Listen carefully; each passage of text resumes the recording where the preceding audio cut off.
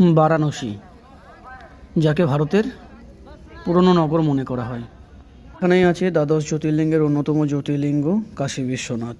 এখানে আসার জন্য আপনাকে আসতে হবে বারাণসী। বারাণসী থেকে আসতে হবে আপনাকে গোধলিয়া চক।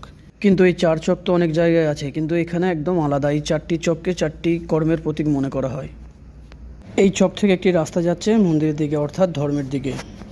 আর একটি রাস্তা যাচ্ছে মণিকর্ণিকা ঘাটের দিকে, অর্থাৎ মোক্ষের প্রতীক।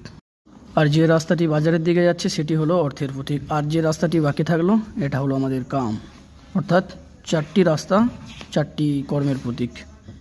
কাশী বিশ্বনাথে নতুন যে করিডোরটি হয়েছে সেটি 4টি গেট আছে। তো আপনি চাইলে যে কোনো একটি গেট দিয়ে প্রবেশ করে দর্শন এবং পুজো করে নিতে পারেন। মন্দির দর্শনের জন্য ভিআইপি এবং সাধারণ দুটো লাইনেরই ব্যবস্থা আছে। আর 4 নম্বর করিডোরের পাশেই রয়েছে এরকম সুন্দর সুন্দর মূর্তি এবং ভারত মাতার একটি মূর্তি। পাশেই রয়েছে মণিকর্ণিকা ঘাট। তো দারুণ সুন্দর একটি ভারতের ম্যাপের সাথে